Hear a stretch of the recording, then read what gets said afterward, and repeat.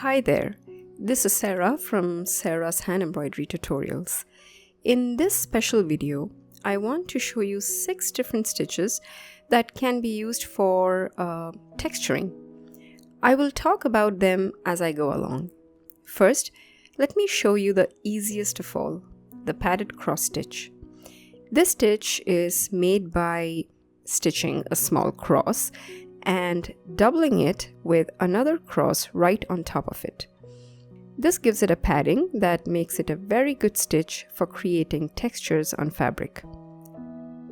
Now, you know that hand embroidery is not always only visual, but also something perceptible through touch.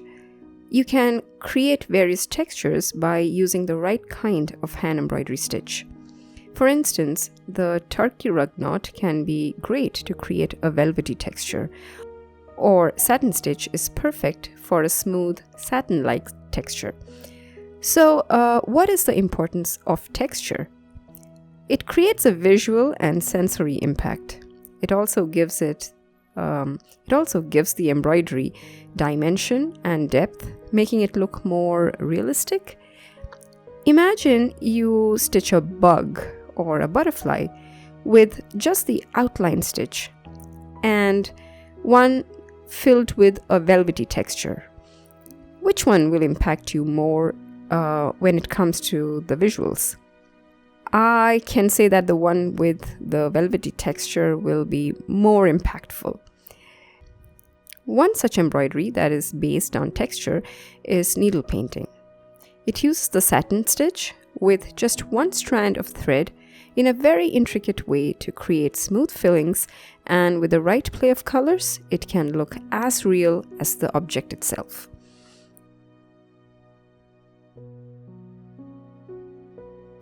Okay, so our padded cross stitch is almost done. I have spaced them evenly.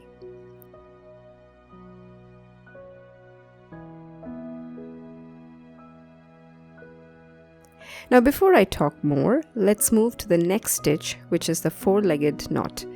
Similar to the cross stitch, but you would make a tiny knot along the way by looping the working thread.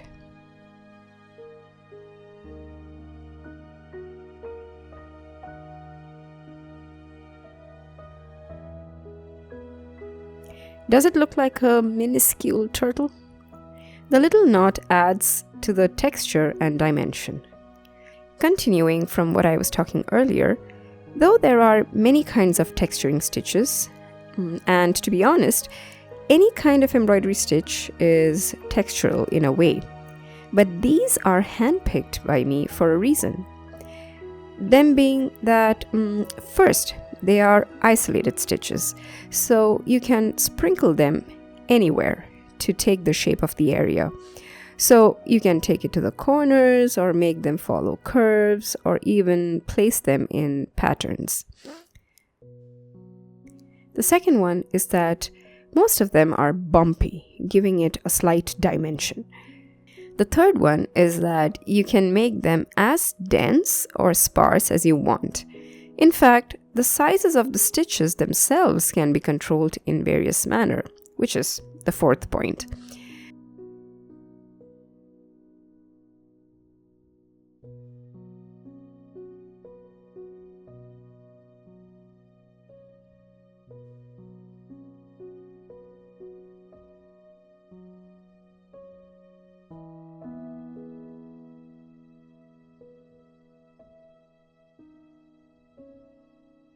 I'm also done with the four-legged knots. You can see that not all of them look the same.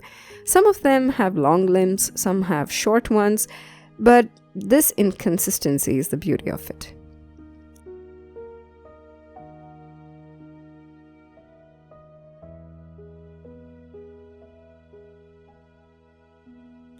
Okay, so now let's move to the third stitch, which is the Danish knot. Looks like the four-legged knot, but has only 3 legs and a bigger knot. It is in fact an isolated palestrina stitch. The beauty of this stitch is that you can control the size of the limbs. Make one big, the other one small, In fact, I would recommend that you play around with these stitches. Vary the lengths of the legs of the stitches. Also, try them all out with various number of strands. The thicker the thread, the more embossed the stitch would be. Try out sprinkling stitches of different sizes and even thicknesses. Learn the art of texturing and find your own style. I think I like the one where all the legs are kind of same size. This is a great one to place in a pattern, like vertically or horizontally, making the legs touch each other.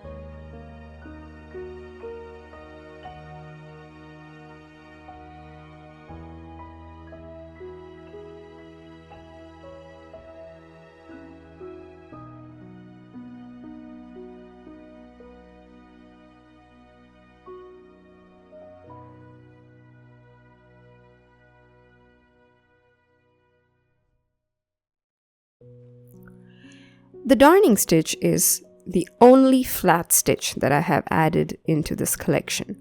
The reason? Well, it is a super easy stitch when you want to make real quick textures without much fuss. But does it being flat contribute in actually creating the texture? I will say this is a way to create subtle but effective texture. If you want to add a bit of dimension, the easiest thing to do is to use a thicker thread or more strands.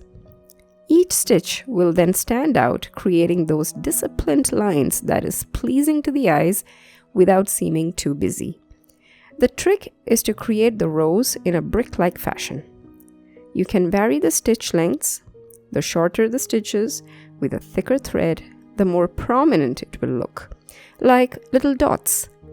Longer stitches can be used to fill large spaces.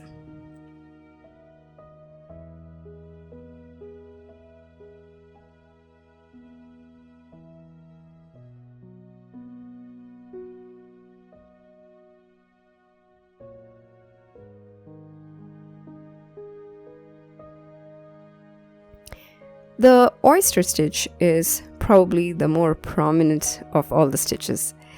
It is big and bold, and even with a few strands of threads, you can achieve something that stands out.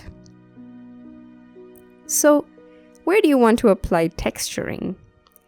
I usually like to apply textures on bigger areas that needs covering. I like the idea of using the same color of thread as the fabric, so that the texture part of the stitch is more perceivable than the colors or the contrasts. This way, the mind checks out the details and beauty of the stitches more than the whole piece. I would use stitches like the oyster stitch where I want to scream out texture, and stitches like the darning stitch where I want texture but in a simpler and subdued manner. This stitch can take time to create. I mean, the oyster stitch can take time to create, but it will be worth it, leaving many puzzled about how it was created.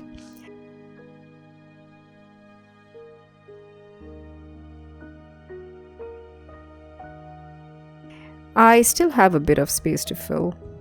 This will be great to use on cushion covers, yeah.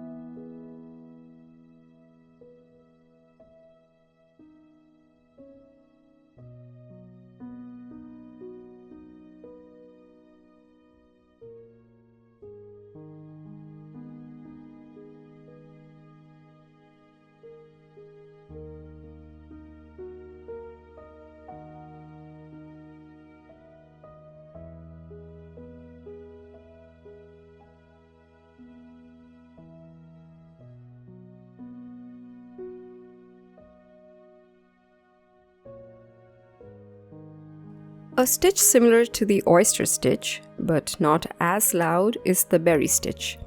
It is big and round and prominent, but it can be made to be flatter. I would say it is a much simpler stitch for those who don't like complex ones. The name of the stitch reminds me that all these stitches, being isolated stitches, can also be used to stitch motifs. For instance, if you want to create round berries or, say, petals on a flower, or even leaves, these stitches can be used to create them and make them stand out.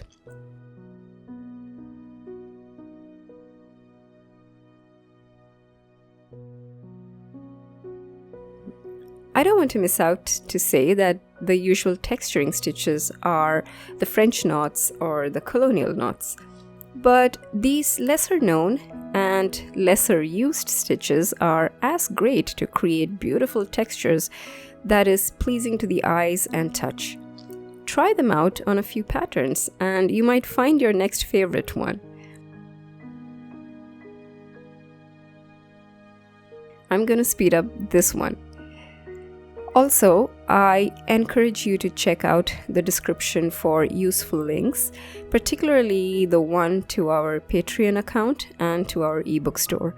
If you have used our videos and want to support us, do consider joining us as a patron and get access to many patterns and hand embroidery resources.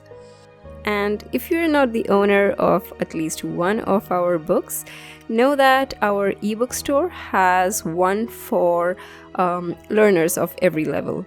Just look for the one that suits you and give it a try.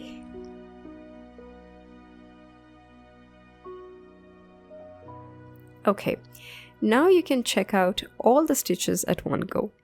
Pause the frame and have a look at how they all differ from each other. I hope you liked our video. Do let us know if you have, and thank you so much for watching.